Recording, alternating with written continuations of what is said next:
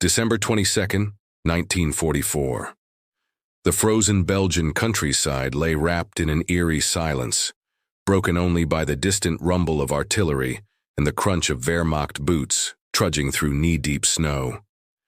Major General Heinz Kokot of the 26th Volksgrenadier Division raised his binoculars with trembling hands, not from cold, but from the growing dread that had been gnawing at him since dawn. What he witnessed through those lenses would forever alter the German perception of American resolve and mark the beginning of the end for Operation Autumn Mist, Hitler's last desperate gamble in the West. High above the besieged town of Bastogne, a sight unfolded that would haunt German commanders for generations. Wave after wave of American transport aircraft broke through the overcast December sky, their silver wings catching the pale winter sun like metallic angels of deliverance. The drone of hundreds of engines created a symphony of defiance that echoed across the Ardennes forest, drowning out the German mortars and machine gun fire below. For the encircled soldiers of the 101st Airborne Division, those aircraft represented hope incarnate. For their German besiegers, they represented something far more ominous: the inexorable industrial might of America brought to bear on a single strategic point. Kokot lowered his binoculars and exchanged glances with his subordinates, their faces reflecting the same mixture of awe and despair that gripped their commander. The major had witnessed the devastating power of American industry firsthand during the Normandy breakout, but this aerial armada over Bastogne represented something different entirely. This was not merely tactical support or strategic bombing. This was a demonstration of American will crystallized into action, a message written across the winter sky in aluminum and canvas that spoke louder than any propaganda broadcast or diplomatic communique. The German intelligence reports had been clear. The 101st Airborne was trapped, outnumbered, running low on ammunition and medical supplies. Logic dictated that they would either attempt a breakout or negotiate surrender within days. The Wehrmacht had successfully employed encirclement tactics across Eastern Europe for years, and isolated Allied units had consistently chosen pragmatism over heroics when faced with overwhelming odds. Yet as those 241 transport planes thundered overhead, dropping precious cargo to the defenders below, Kokot realized that his understanding of American military psychology had been fundamentally flawed. The airlift operation represented more than tactical resupply. It embodied the transformation of the United States from an isolationist republic into a global superpower willing to expend enormous resources to prevent the fall of a single Belgian crossroads town. Each Douglas C-47 Dakota that braved German flak and fighter patrols carried not just ammunition and medical supplies, but the accumulated industrial capacity of Detroit factories, the determination of Midwest farmers' sons, and the strategic vision of commanders who understood that Bastogne's symbolic value far exceeded its tactical importance. As paratrooper bundles floated down through the frigid air like deadly snowflakes, German officers began to comprehend the true scope of their predicament. The Americans had not merely committed ground forces to hold Bastogne, they had committed their national honor. The sight of those aircraft, vulnerable and exposed as they maintained course through concentrated anti-aircraft fire, spoke to a level of institutional commitment that transcended military doctrine.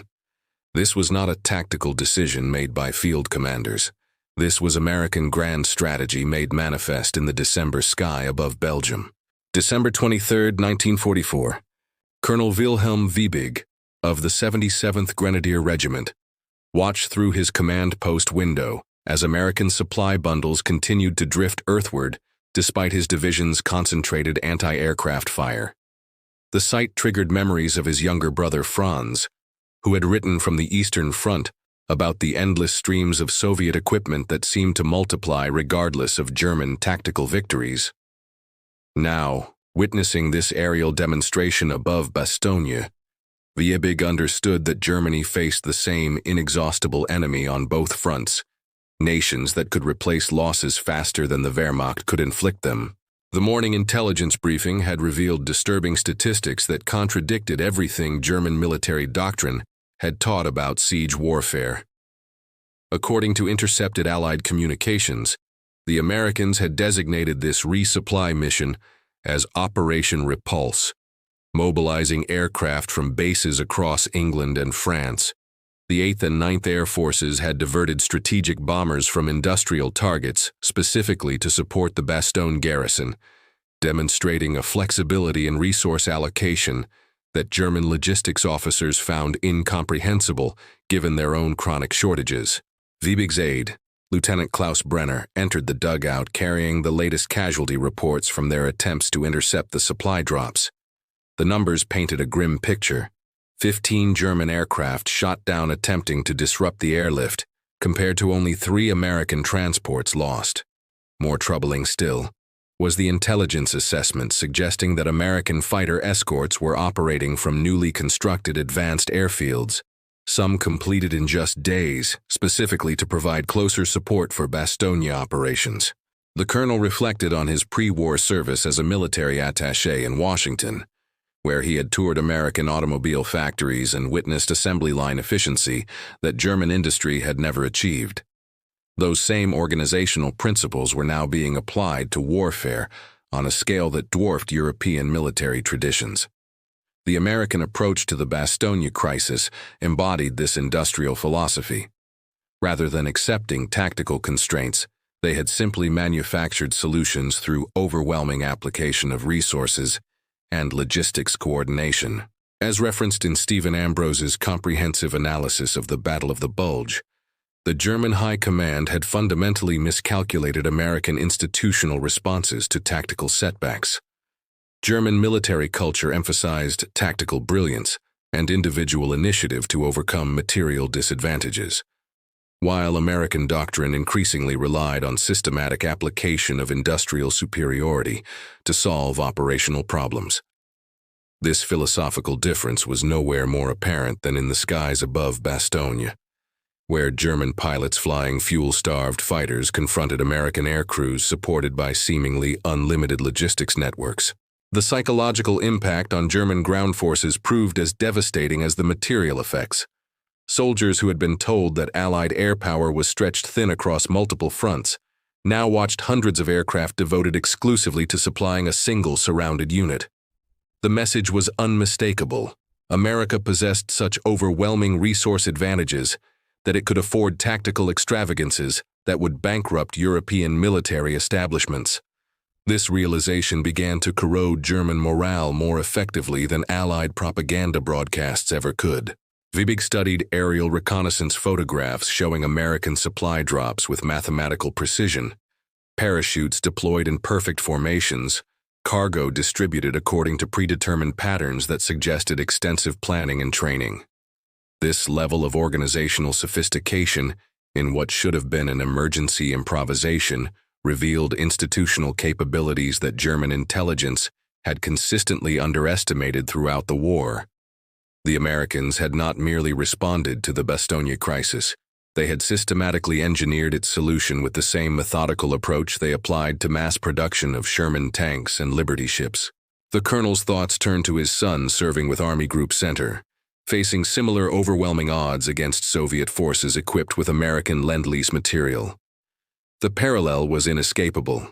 Germany was fighting not just Allied armies, but the combined industrial capacity of continents. The aircraft above Bastogne represented mere drops from an ocean of American productive capability that could sustain such operations indefinitely, while German forces operated on increasingly thin margins of fuel, ammunition, and replacement personnel. December 24, 1944, Christmas Eve. General Heinrich von Luttwitz, commanding the 47th Panzer Corps encircling Bastogne, stood before his operations map with the bearing of a Prussian officer trained to mask emotion, yet his staff could read the defeat in his weathered features.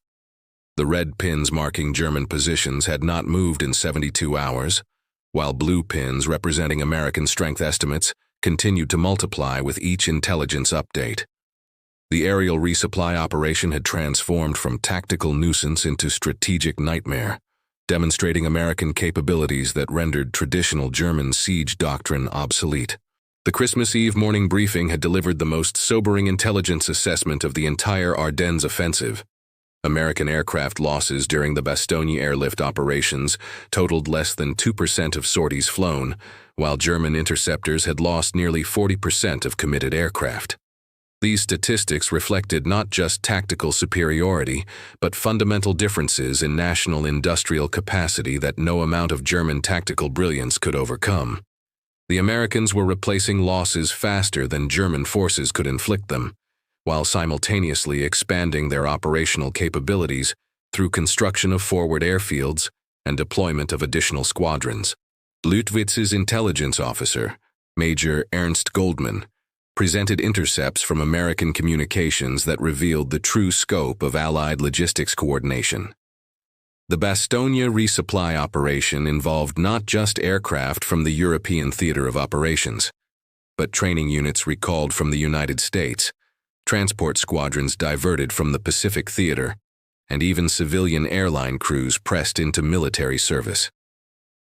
This level of global resource mobilization for a single tactical objective demonstrated institutional flexibility that German military doctrine had never anticipated or prepared to counter. The general reflected on his own logistical constraints, which had worsened dramatically since the airlift began. German fuel allocations for the Ardennes offensive had been calculated based on rapid breakthrough and capture of Allied supply depots, yet the prolonged siege of Bastogne was consuming precious resources without strategic gain. Meanwhile, American forces inside the perimeter had apparently received not just ammunition and medical supplies, but luxury items including cigarettes, coffee, and fresh clothing that German troops had not seen in months of fighting. Christmas Eve intelligence reports revealed that American supply drops had expanded beyond military necessities to include mail from home, newspapers, and even Christmas packages from civilian relief organizations. This attention to soldier morale during combat operations struck German officers as either naive sentimentality or sophisticated psychological warfare designed to demonstrate American resource abundance. Either interpretation was troubling. Naive enemies should not possess such overwhelming material advantages, while sophisticated opponents with unlimited resources represented existential threats to German survival. The psychological warfare aspects of the airlift operation had not escaped Luftwaffe's attention. American transport aircraft were deliberately flying low enough for German soldiers to observe crew members in passenger compartments filled with supplies. This visual demonstration of abundance had immediate effects on German morale, particularly among troops who had been surviving on reduced rations since the offensive began. The contrast between American plenty and German scarcity was being played out daily in the skies above their positions, creating a propaganda spectacle that no German counter-narrative could effectively address. Luftwaffe studied after-action reports from successful German operations earlier in the war, searching for tactical precedents that might apply to the Bastogne situation. The siege of Sevastopol had required 8 months and enormous casualties despite complete German air superiority. The siege of Leningrad had failed entirely, despite lasting nearly 900 days and involving multiple army groups. Yet American forces in Bastogne had been resupplied by air consistently for 6 days, with no indication that Allied capabilities were diminishing, or that political will was wavering under pressure. The general's thoughts turned to broader strategic implications extending far beyond the immediate tactical situation. If Americans could sustain such operations indefinitely, then German hopes for a negotiated peace through military pressure were fundamentally unrealistic. The industrial capacity demonstrated over Bastogne could be replicated across every front where German forces engaged Allied armies. This realization transformed the Ardennes offensive from a desperate gamble with potential strategic benefits into a futile expenditure of Germany's last operational reserves against an enemy whose resources appeared genuinely inexhaustible. December 25, 1944, Christmas Day. Oberst Friedrich von der Heydte, commander of the 6th Parachute Regiment, observed Christmas morning from his forward command bunker with the detached melancholy of a professional soldier recognizing the inevitable. His regiment had been specifically tasked with interdicting American supply drops, yet despite inflicting tactical casualties and capturing several parachute loads, The overall effect on Bastogne's defenses remained negligible. Each success felt increasingly hollow, as waves of replacement aircraft continued arriving, with mathematical regularity that suggested unlimited American reserves. The Christmas morning intelligence summary painted a picture that contradicted every assumption underlying German operational planning for the Ardennes offensive. American aircraft conducting resupply operations were not being withdrawn from other theaters or strategic missions, but represented additional capacity mobilized specifically for Bastogne operations. This distinction was crucial. Rather than weakening Allied capabilities elsewhere, the airlift demonstrated American ability to expand operations while maintaining existing commitments across global theaters of war. Haiti's veterans, many of whom had served in Crete and Sicily, recognized qualitative differences between current American operations and earlier Allied airborne efforts.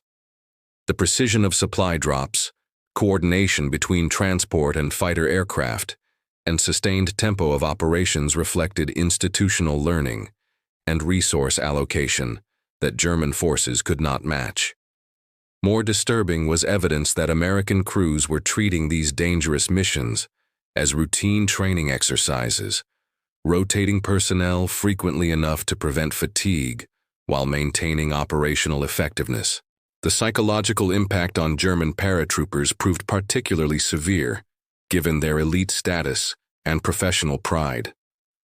Haida's men had been told they represented the pinnacle of German military capability, yet they found themselves helpless observers of American aerial operations conducted with casual efficiency. The sight of enemy transport aircraft maintaining formation, despite concentrated German fire, demonstrated either extraordinary discipline or institutional confidence that German elite units had never achieved during their most successful operations. Christmas Day brought intercepts of American radio communications that revealed disturbing details about Allied logistics capabilities.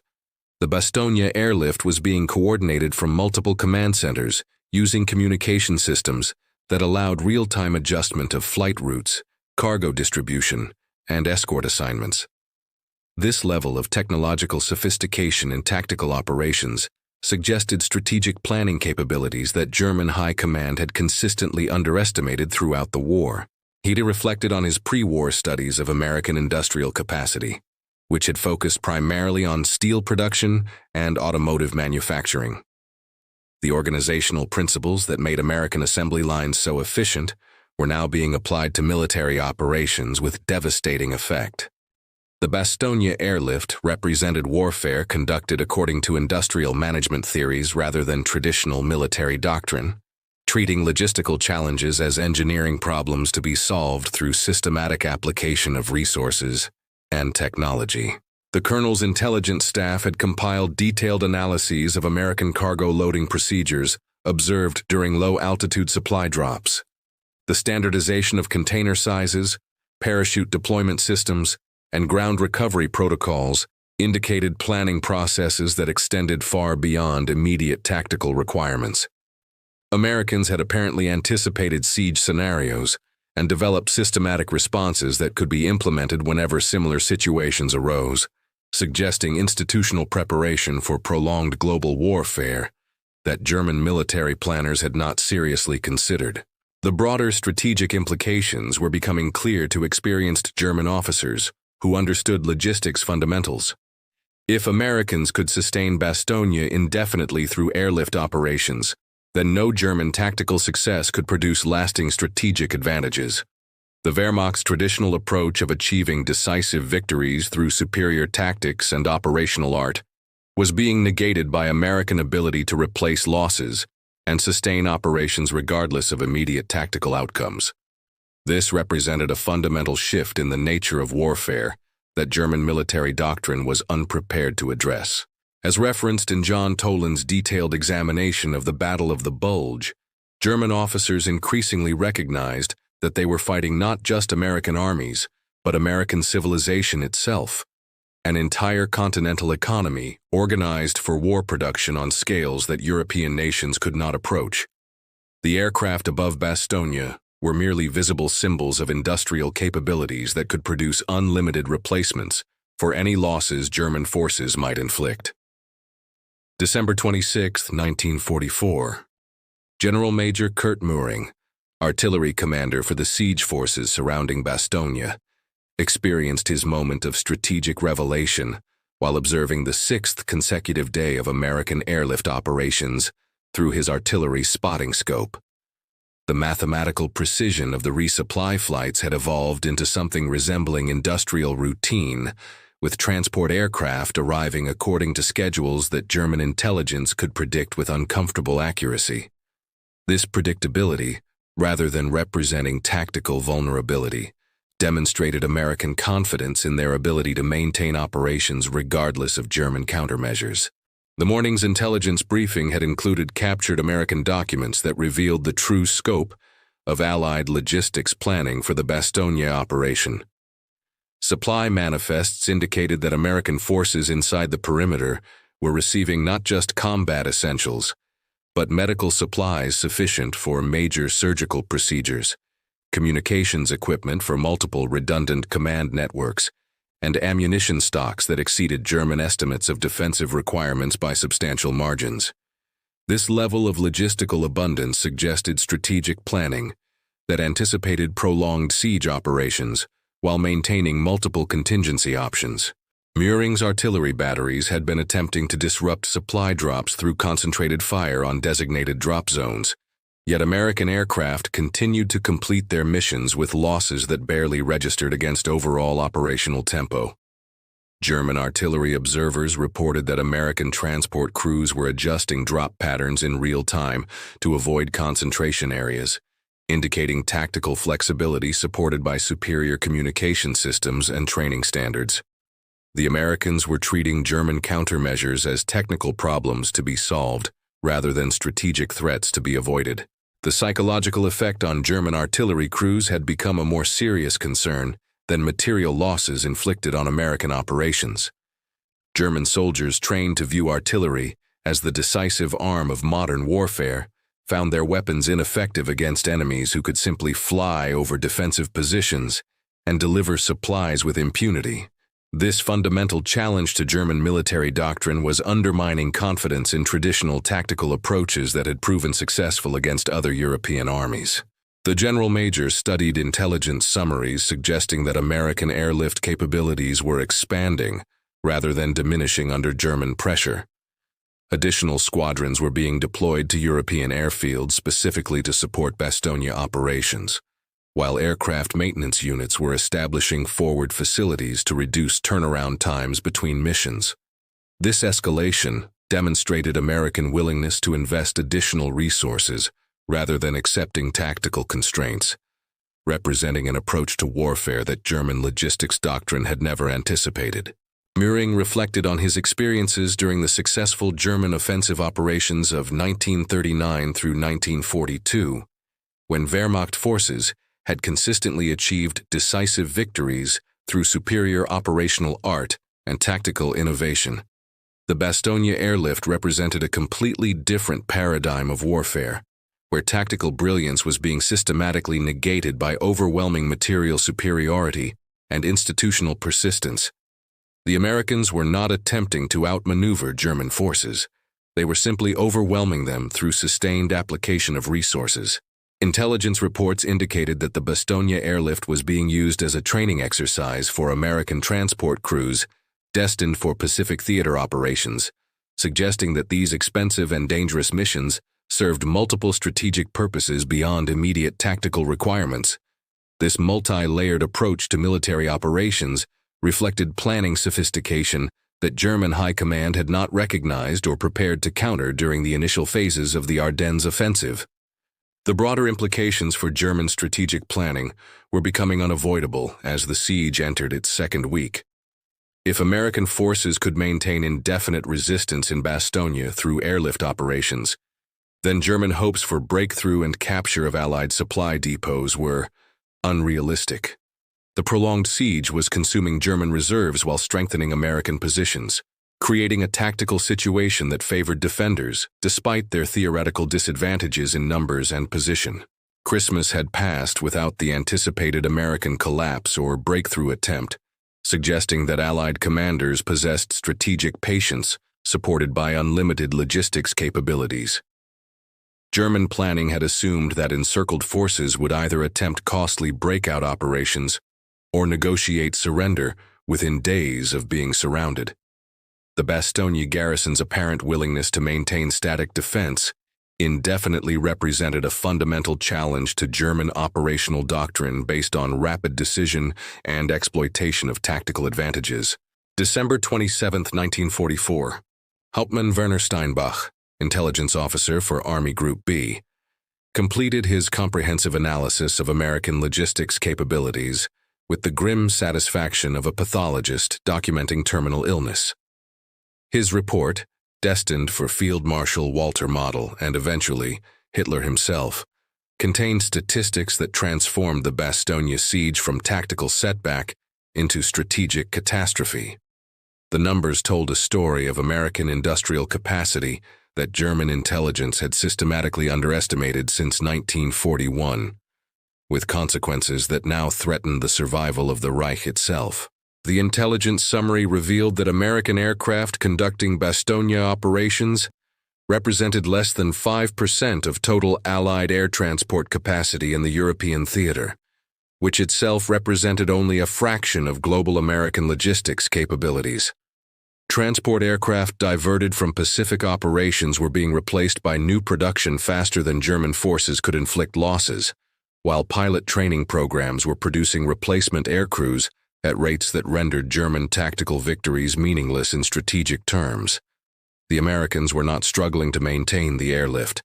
They were using it as an opportunity to demonstrate capabilities that extended far beyond immediate tactical requirements. Steinbach's analysis included captured American logistics manuals that revealed planning processes designed for global warfare sustained over multiple years.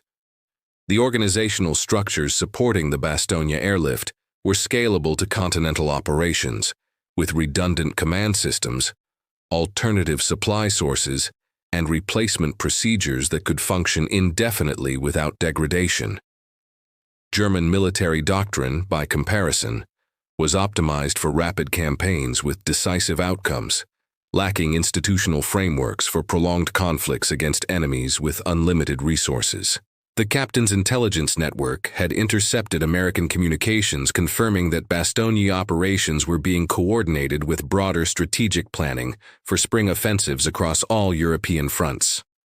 The airlift was not an emergency improvisation, but part of systematic preparations for sustained campaigns designed to exhaust German reserves while maintaining Allied capabilities at full strength. This approach represented strategic thinking on temporal scales that German high command had not seriously considered since the early victories of 1941. The most disturbing intelligence concerned American industrial mobilization that continued accelerating, despite 3 years of maximum war production. Factory outputs were increasing rather than plateauing, while new production facilities were becoming operational at rates that defied German sabotage efforts and strategic bombing campaigns. The aircraft over Bastogne were products of an industrial base that was growing stronger during wartime, rather than being consumed by military demands as German planners had assumed would be inevitable for all combatant nations. Steinbach reflected on intelligence reports from other fronts that painted similar pictures of American abundance, confronting German scarcity. In Italy, Allied forces were receiving supplies through logistics networks that operated regardless of German tactical successes. In the Pacific theater, American naval construction was outpacing Japanese sinking capabilities by margins that rendered submarine warfare strategically ineffective. The pattern was consistent across all theaters. American industrial capacity was proving inexhaustible against German military capabilities. The psychological intelligence gathered from German prisoners captured by American forces revealed additional disturbing trends. German soldiers consistently reported shock at American equipment quality, supply abundance, and individual soldier provisions that exceeded German officer standards. This material contrast was undermining German morale more effectively than Allied propaganda, creating desertion problems and reducing combat effectiveness across multiple divisions engaged in the Ardennes offensive. As documented in comprehensive Allied logistics studies, the Bastogne airlift represented American capability to sustain tactical operations that would bankrupt European military establishments, while simultaneously maintaining strategic reserves for expanded operations. German intelligence estimates suggested that Americans could maintain current Bastogne supply levels indefinitely, while expanding similar operations to support multiple additional enclaves, representing strategic flexibility that German planners found incomprehensible, given their own resource constraints. The captain's final assessment concluded that German tactical victories against American forces were strategically meaningless unless they inflicted losses faster than American industry could replace them. The mathematics were inexorable. German production capacity was declining under Allied bombing and resource shortages, while American capacity continued expanding despite global military commitments. The Bastogne airlift was merely a visible demonstration of American advantages that existed across all aspects of warfare, from individual soldier equipment to strategic bomber production. December 28, 1944, Oberstleutnant Hans Kaufmann, formerly an instructor at the German War College, found himself confronting intellectual frameworks that his military education had never addressed while observing the American airlift operations from his regimental command post. The theoretical models that had guided German strategic planning since Otto von Bismarck assumed that all nations possessed finite resources that military pressure could exhaust through sustained application of superior tactics and operational art. The spectacle above Bastogne challenged these fundamental assumptions, suggesting that American society represented something unprecedented in European military experience. The morning intelligence briefing had included detailed analyses of American pilot rotation schedules that revealed institutional approaches to sustaining combat operations over extended periods.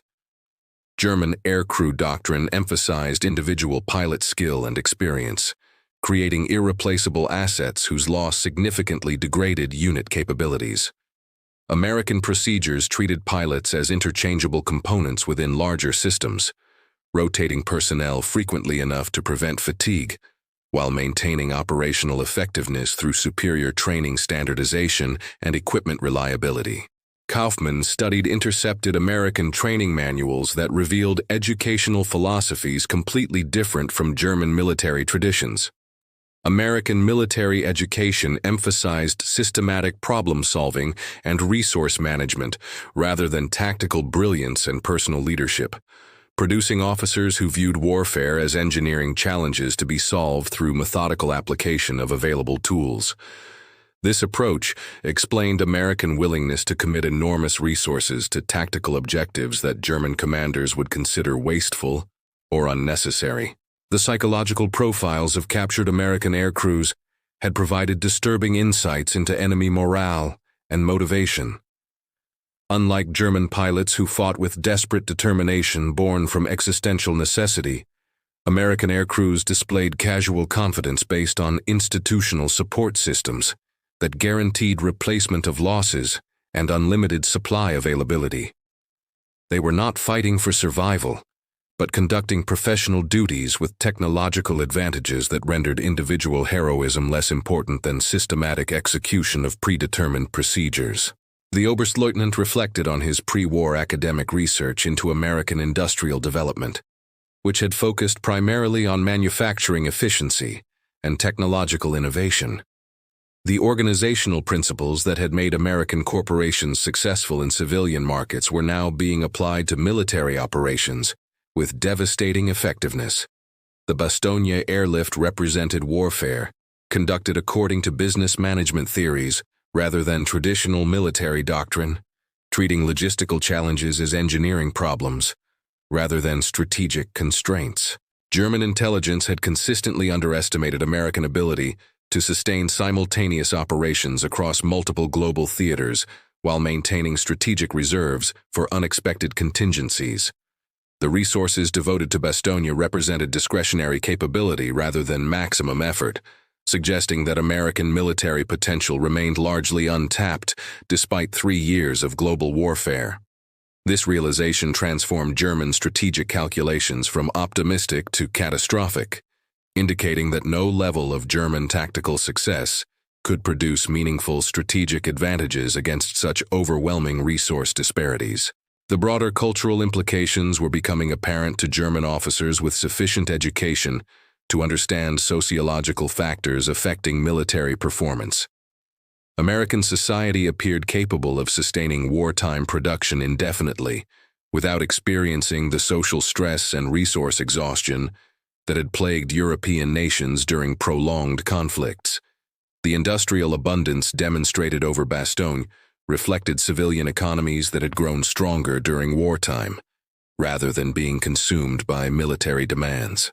Kaufmann's analysis extended beyond immediate tactical considerations to examine fundamental differences in national strategic cultures.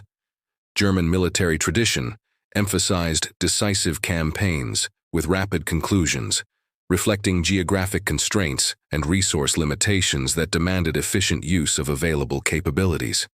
American strategic culture appeared optimized for prolonged conflicts where sustained resource application could overcome tactical disadvantages, representing advantages that European military traditions had never needed to address or counter. The intelligence summaries indicated that American logistics capabilities supporting the Bastogne airlift were expanding rather than reaching sustainable limits under operational stress. Additional aircraft were arriving from training commands, civilian airline operations, and even experimental units testing new equipment designs. This escalation suggested American willingness to treat tactical challenges as opportunities for capability development, rather than constraints requiring resource conservation or strategic compromise.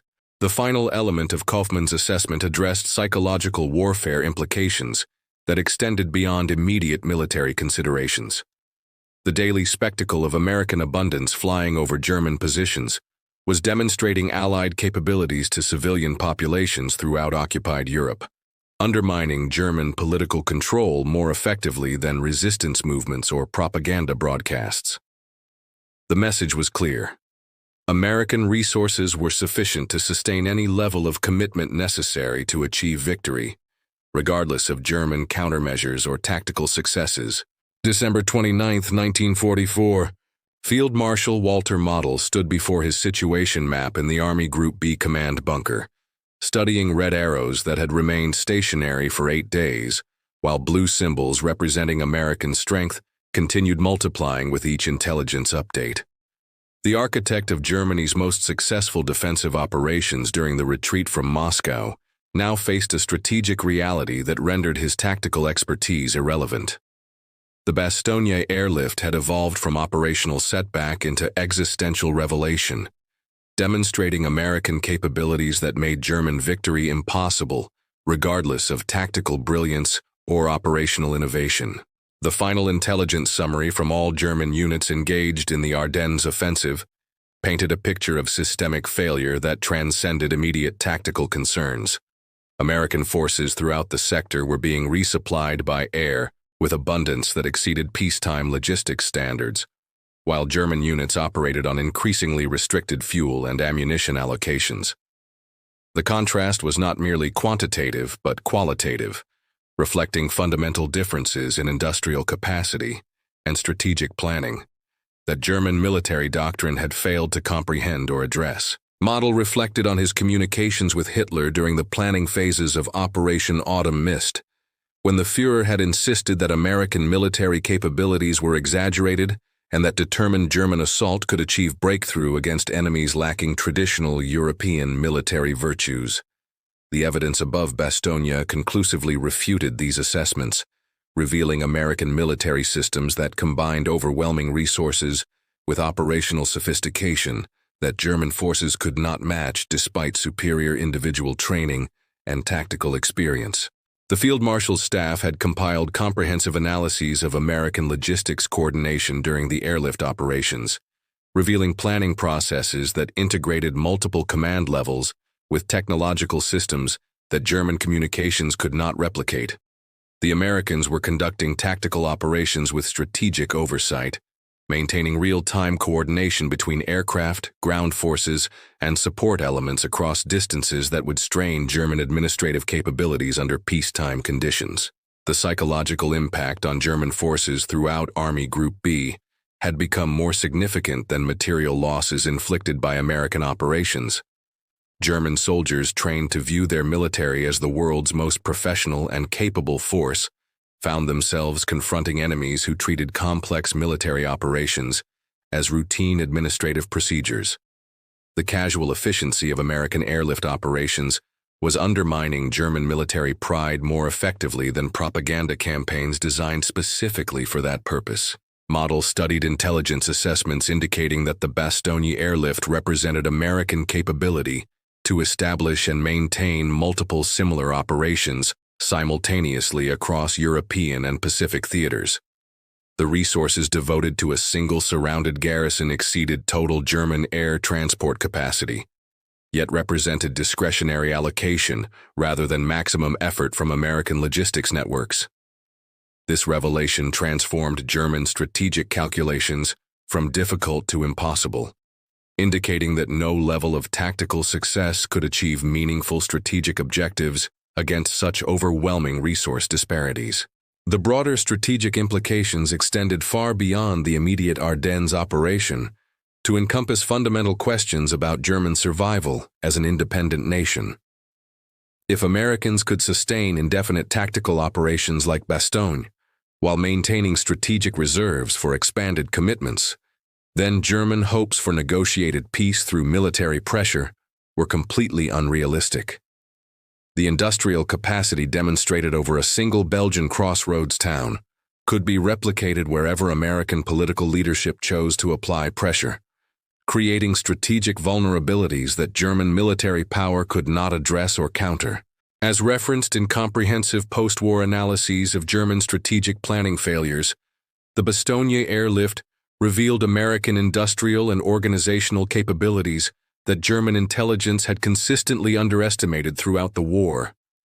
The systematic application of unlimited resources to tactical challenges represented strategic thinking that German military tradition had never encountered, requiring fundamental reassessment of conflict termination possibilities and German survival prospects.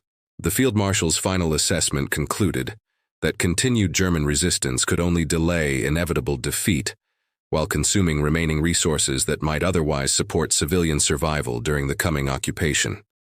The aircraft above Bastogne had demonstrated American capability and determination to sustain military operations indefinitely, regardless of German tactical successes or strategic innovations. Model understood, with the clarity that comes from professional expertise confronting insurmountable odds, that the Third Reich's military fate had been decided in the skies over a small Belgian town where 241 American aircraft had delivered more than supplies. They had delivered proof of inevitable victory through inexhaustible industrial will. The siege of Bastogne would continue for several more days, but its strategic significance had already been determined. German forces would eventually withdraw from the Ardennes, not because of tactical defeats, but because they had witnessed American capabilities that rendered further resistance strategically meaningless. The 101st Airborne Division would never surrender, not because of superior courage or tactical skill, but because they represented a nation whose industrial capacity could sustain any level of commitment necessary to achieve victory. In recognizing this truth, German commanders had glimpsed the future of warfare itself. Conflicts decided not by tactical brilliance, but by the systematic application of overwhelming resources guided by institutional competence that European military traditions could not match or counter.